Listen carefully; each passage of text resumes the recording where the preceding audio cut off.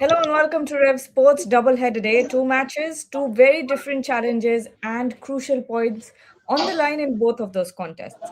We of course begin in Lucknow, where Gujarat Giants take on Gujarat Titans take on Lucknow Super Giants in what promises to be another very closely fought encounter.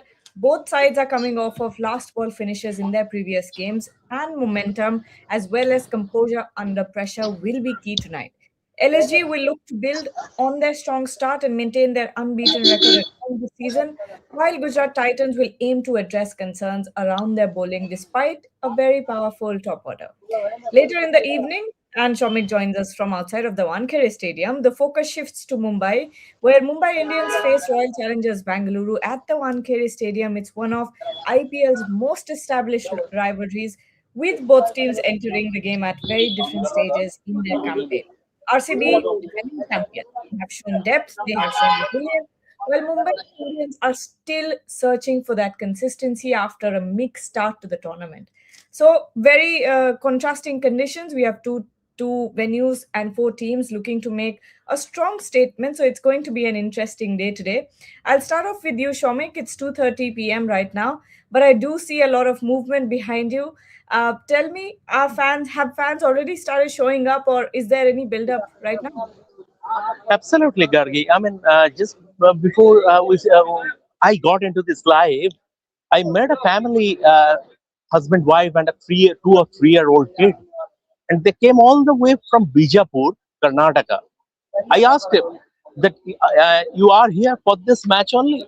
He said, "No, we follow RCB, and it is not only for Virat Kohli." He said, "I am a fan of RCB. We are fans of RCB, and we follow RCB." And funnily, they don't have tickets as yet. They are trying very hard to get a couple of tickets. I said, "What will you do if you don't get tickets?" He said, "Online, it got exhausted in a blink of an eye. So what to do? If we don't get tickets, we'll watch the game on giant screen." That is the kind of passion. And if I can show you around, look at this. If I can show you around all this, the build up in the fans have sort of the fans look. To be fair, this IPL has failed to capture fans' imagination beyond Vaibhav Suryavanshi, and I like that cricket for coinage about this thing. Both RCB and Mumbai Indians got Suryavanshi in their last game. So, but this is Roko, this is Rohit and Kohli. They are still box office, and what is sport without star culture? 2:30 p.m. The real feel is about 40 or 42 degrees here in Bombay, where I am sitting, and the police personnel are very kind to give me a chair. So where I am sitting, there is a bit of a sea breeze, but it is. I mean, we are getting baked under the sweltering sun, but still the fans have started to throng, and those who don't have tickets, hoping against hope that they will get one, somehow they will get one. They have started to throng the stadium, they have started to throng the ground, and as you said, it is 2:35 p.m. Then 7:30 p.m. the match starts, and you can understand as we move closer to the game, how the turnout would be. It's an incredible build up, and you'll only see this for certain franchises. For a CSK, for Exactly. RCB, for MI, this doesn't happen for every single game, and it's incredible to watch how what extent fans will go to watch their favorite team. So it's incredible. Bharat And also joins us here. it also, Gargi, it also attests the fact that however much you speak about keeping star culture at bay, star culture is the lifeblood of sport. 100%. Without brands, at the beginning of the IPL, maybe if we didn't have the kind of brands that we did, it wouldn't have worked out like this. But because of this continuous churning out of humongous global brands from Indian cricket, Virat Kohli, Rohit Sharma, MS Dhoni, it just keeps going on. And now I think another player on the same path is Sanju Samson. I do think if he is able to get that captaincy for CSK, you might just see him take on another huge brand role for the IPL. And But Vaibhav I do Suryavanshi 2 years down the line. oh, yes, Him too. Him as well. Him as well. Yeah. I'll start with you. Let's talk about GT and LSG also a little bit. Both teams coming off of last ball thrillers. Is this momentum? How much momentum will be a key factor tonight? How are you looking at this game? For sure, Gargidi. I mean, both the teams have won the previous games, so obviously they'll be coming with a lot of confidence. But having said that, I think both of the teams, I mean, both of them know that they have certain shortcomings that they need to work on. For starters, if I talk about GT, then the middle order has been a problem. I mean, for sure, last day we did not get to see much of the middle order or the lower order because the top order performed. But then once again, if you look at the middle order, it has been, not very, very scratchy. Again, Lucknow Super Giants as well, their bowling has been really good, but their top order has somehow not been able to. And, everyone contributing that we have not seen in LSG as of yet. But yeah, considering the fact that both have won the previous game and obviously last ball finishes, that does give the team some amount of hope, and they'll be riding high on the confidence.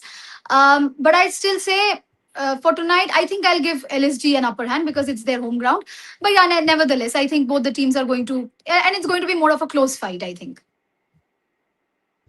But the LSG are unbeaten at home this season. But if you look at the last IPL, five consecutive home losses before that. Which of these two versions is real for LSG? See, the thing with IPL is the personnel keep changing season after season. Yes, some of the players will remain, but still over a period of time, a lot of players would have played for a particular team would be playing for some other side. So I think that is a point to consider. Yes, they have hit the right template. I think for the conditions that they have at their home ground, they have picked a good pace attack.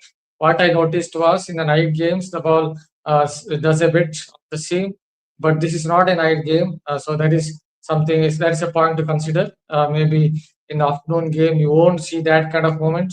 Actually, that definitely helped. Like some Mohammad Shami, Prince Yadav in that game, first match, Mohsin Khan also was playing. All these bowlers got enough moment, although they went on to lose that game. But I think in the night games, it has helped their seamers. So that will be interesting to notice. And that point to note, obviously, about this game is the pace attacks of both sides. Both sides have pretty good pace attacks, and maybe LSG have a slight edge there.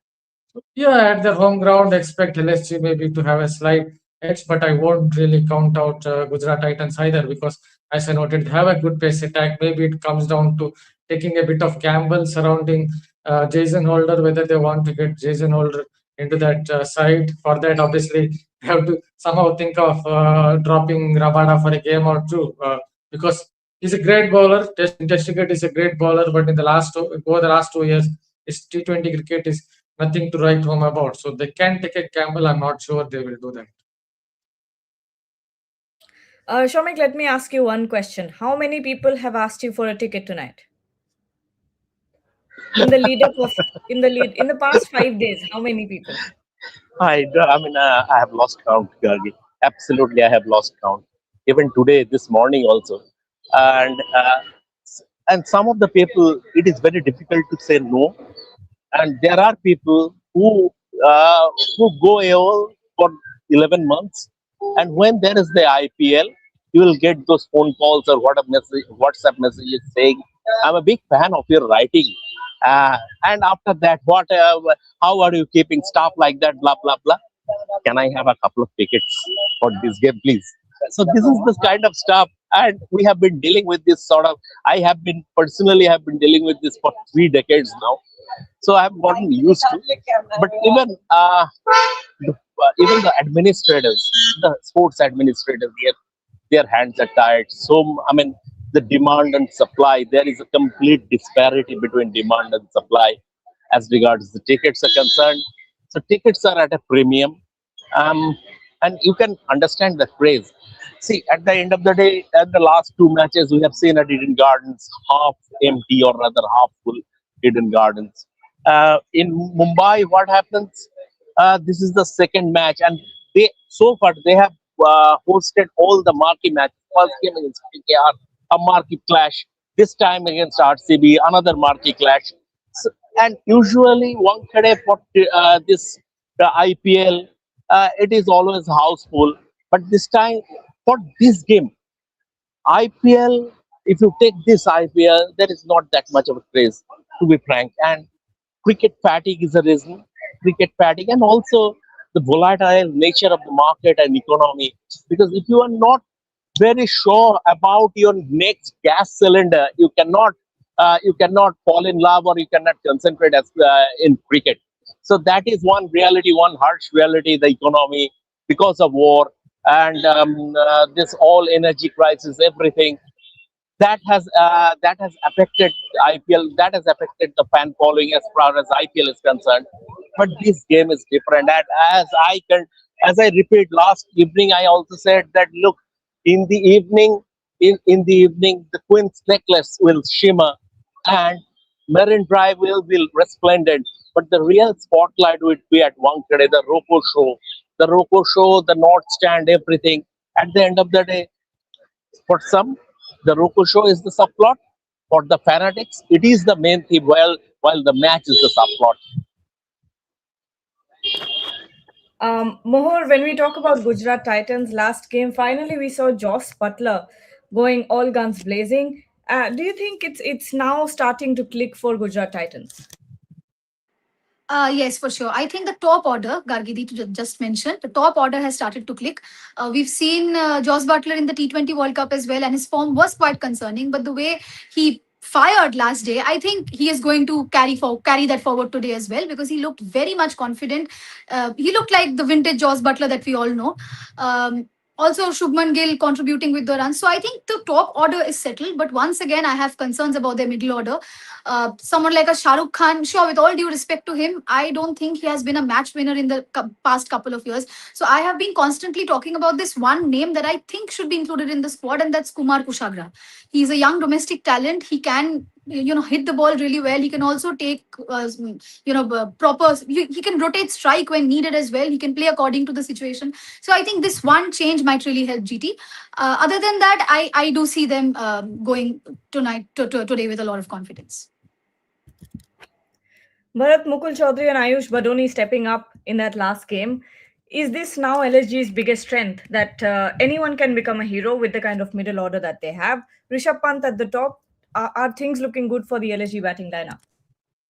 Yeah, they've added a little bit of heft by getting Mukul Chaudhary into the setup. She is a kind of player, comes from Rajasthan. Mukul has had his, what can you say, setbacks at one point of time. I think he was not in their under 23 setup, but he's made a successful comeback in this Sai Mustaq Ali Trophy. He looked in good touch in a couple of games against Mumbai. The other one, I think, was against Delhi when he scored 62 of 29 balls. So yes, having someone like Mukul right down the order, it definitely helps. Although I have to add that KKR bowled way below par when it comes to the bowling in that particular match. But still have to give to the batsman, because the kind of shots that he played, the helicopter shot, the way he used his wrist, it could have worked against other teams as well. So yes, they have a pretty good batting lineup.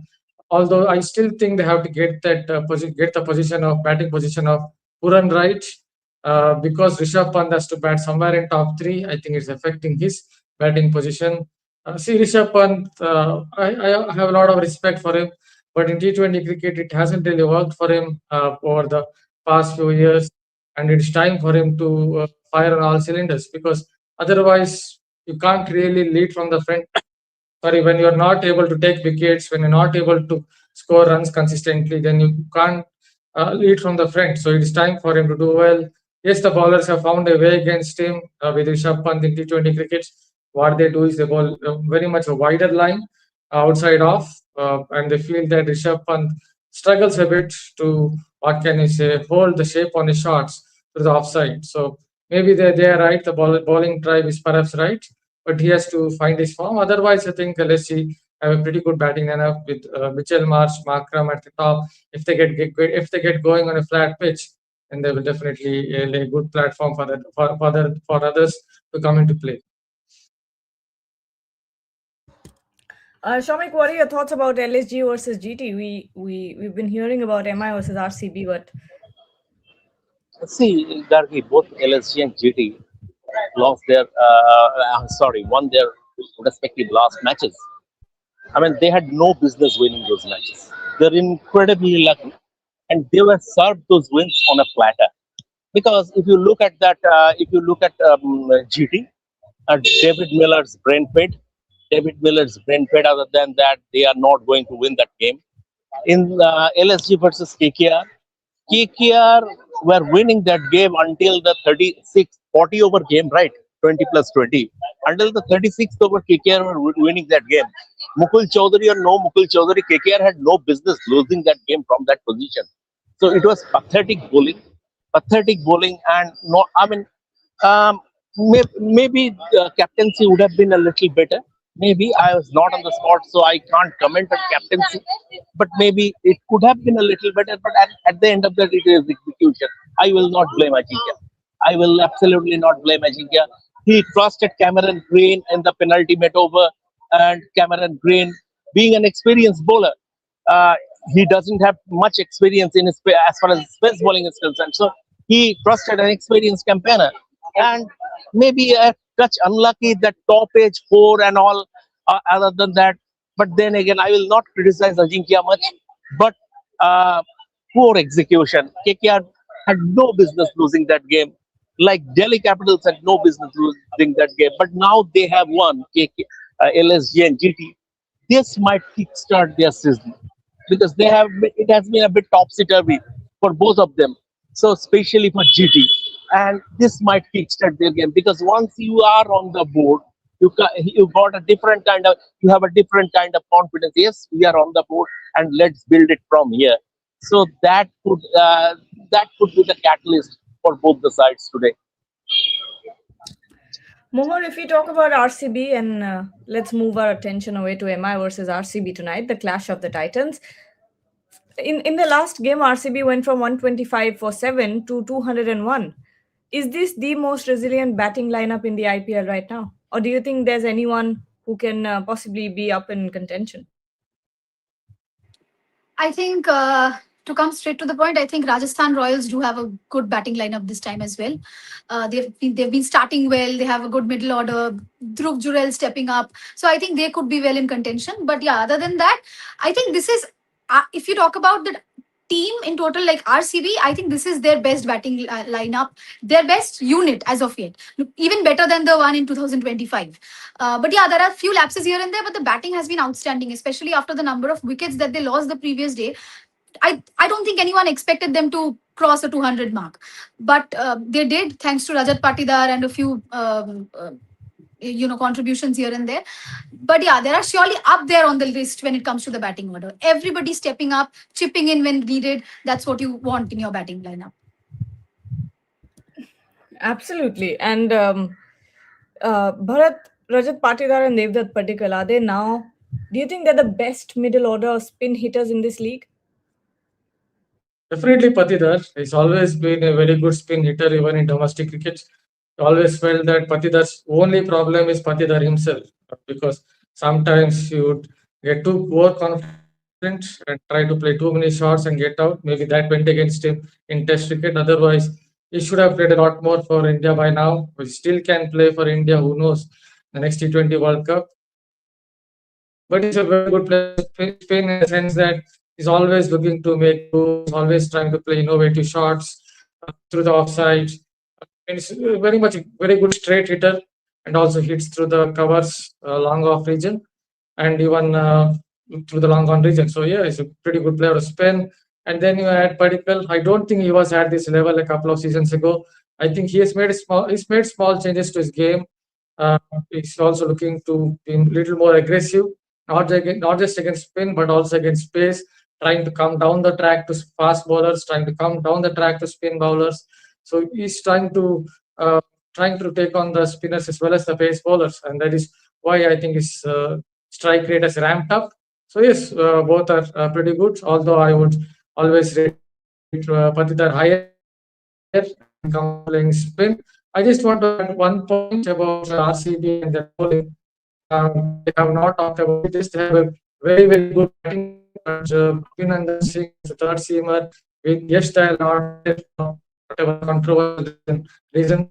I think that is going against them because Abhinandan Singh is not able to execute his plans of hitting a hard length, and Nomar Eshbad is the four-seamer is also going for 20. So I think that is their one weakness if you look at the 2026 IPL season.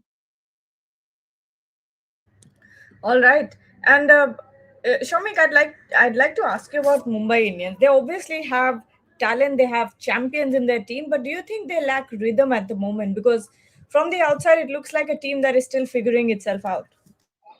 Gargi, at this moment in time, bowling looks to be their problem in the sense, in terms of taking wickets. Their bowlers are not taking wickets. In fact, after the last game, although it was a truncated affair, both Hardik Pandya and Mahela Jayawardene after the game at post-match press conference, Mahela criticized their new ball bowling, power play bowling, and it was basically that in that power play they lost that game. In that power play they lost that game. Surya Vanshi and Jassi Jaiswal took the game away. They are not. Jasprit Bumrah, after three matches, they haven't. He hasn't taken a wicket. Now, Jasprit Bumrah, you don't read too much into that. Jasprit Bumrah, even in an IPL where 50 over, I mean, fastest 50s are being scored for fun. There, Jasprit Bumrah in 11 overs over the last three matches has conceded only 88 runs. Yes, yes, he has not taken wickets, but like Mahela said, he will take wickets. Just a minute, Gargi. There is a bus is parking. I have to change Yes, my position. yes, yes, Yeah. yes, of course, of course. I'll go over to you, Mohor. Hardik Pandya, do you think he needs to do more as a captain right now? I think both, Gargidi. He's also a key bat. He's a key all rounder in the team, so he has not been able to perform the way he usually does. The kind of Hardik Pandya that we see that has been missing. So I think both planning wise and both in terms of his own individual form that has to click. Secondly, obviously, if you look at the individual forms as well, I mean, Bumrah going wicketless. Uh, I mean, obviously, we are in no position to question what Bumrah does because obviously we know what he can do.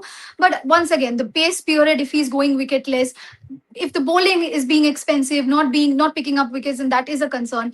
Also, the middle order has been somewhat of a concern. So overall, I think Hardik Pandya, first of all, obviously there's a lot of planning that has to go in it, and secondly, he also needs to perform as an individual player. That will also give him the confidence in his leadership. For any captain, it's very important for him his own self to perform.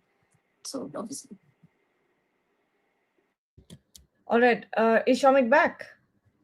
Yes, please continue. Yes, so Gargi, sorry. The thing is that Jasprit Bumrah has not taken a wicket as yet, but he has conceded only 88 runs in 11 overs. Economy rate is 8.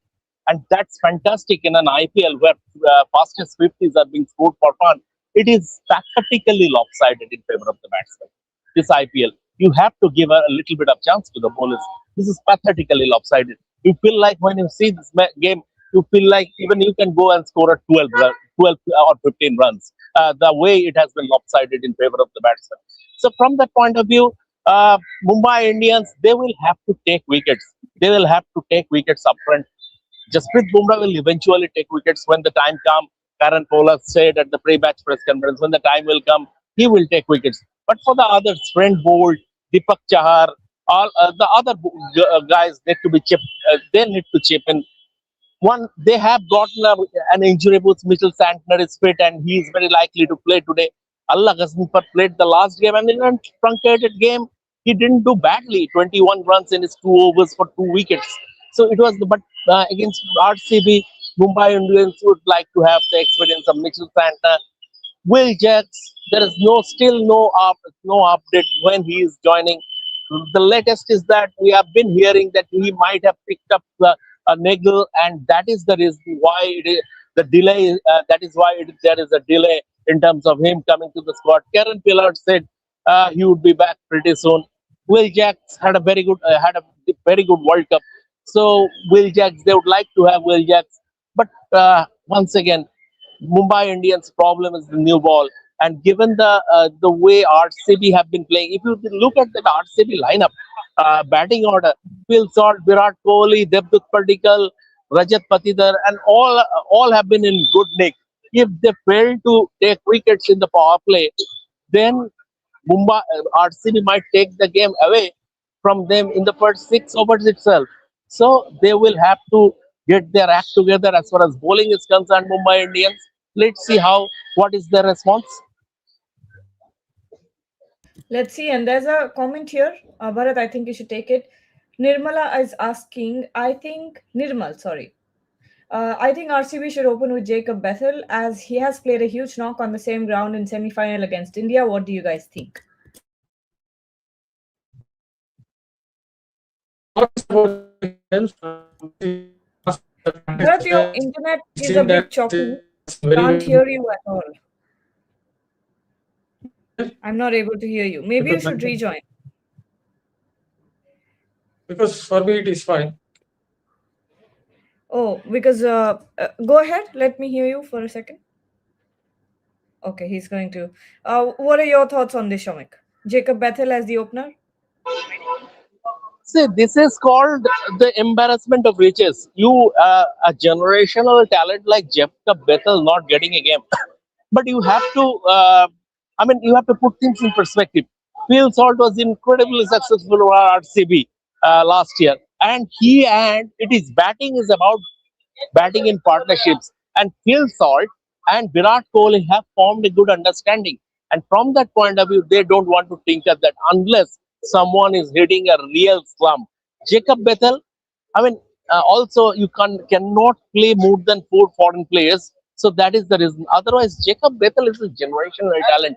Any day of the week, you'd like to have him in your playing 11.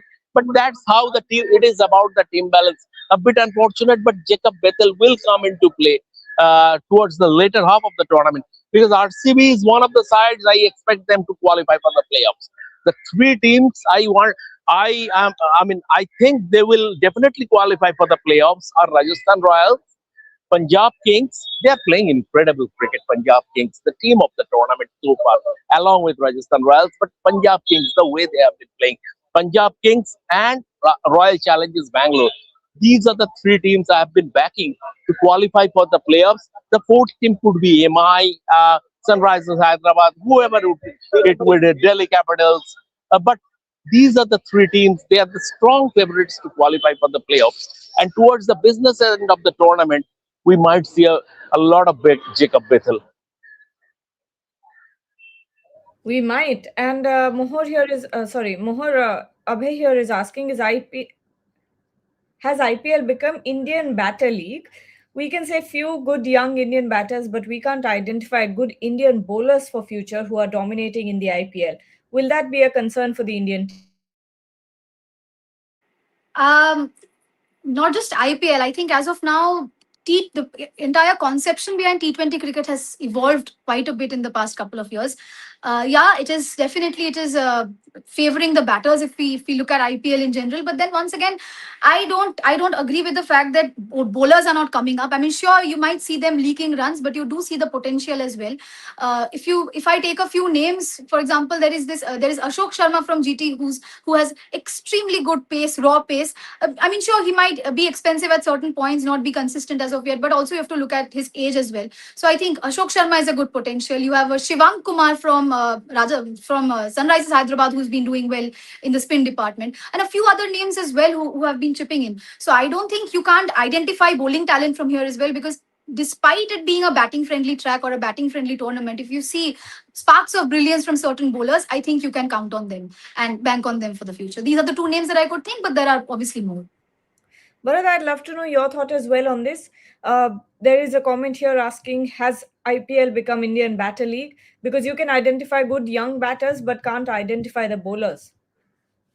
Yes, if you prepare flat tracks, then you don't expect the fast bowlers or the spinners to take a lot of wickets. The kind of tracks, the kind of conditions that you're seeing, and then you add that impact player sub rule as well. So suddenly someone like Venkatesh Iyer can come and score 30 or 10 balls or whatever, and suddenly the score will be 220. So 1 point you have to consider that. But there are still bowlers, some good bowlers going around. A couple of them have already been mentioned. I will just add Gurjapneet Singh. I like what I see of him yesterday. The left armer, yes, he's still raw, but he gets bounced. 6 feet 5 inch bowler, he gets bounced. left arm bowler, moves it a bit. I've seen him in Ranji Trophy. Maybe in first class cricket, he can do even better and go on to play for India. Maybe in the longest format. I'm not so sure about the shortest formats, but I think he can play for India at some point of time in the longer formats. And then obviously Ashok Sharma is a pretty good fast bowler, more than pace. What I like about him is the bounce factor. He gets a lot of bounce, but again, in T20 cricket, especially especially in the world of IPL, even if he gives a bit of like Vaibhav Suryavanshi will jump it or uppercut it and it will go for a six. It's very difficult in these conditions, so that is a point one has to consider. But yes, to some extent, I will agree. When you think about fast balls coming to the ranks, maybe India is struggling a little bit considering the fact that for so long. Otherwise, he would have been a big factor by now. Umran Malik, I don't think has developed as a bowler. He still doesn't move the ball at all. He still doesn't have those gears. Maybe the India are struggling a bit, but still, I think there are good prospects coming through. All right, let's take a look at the toss, whether or not there is a toss update. Not yet. Not yet. Gargi, as they'll be out for toss, I have a question for you because I was tied up with this with the preview of this RCB versus MI game, and Yeah. didn't watch the DC game yesterday. Akib Nabi played yesterday, right? So how Yeah. was Akib Nabi? How did he bowl? How did he bowl on his IPL debut? Or was the game his debut or whatever? Akib Nabi, how did he Unfortunately, bowl?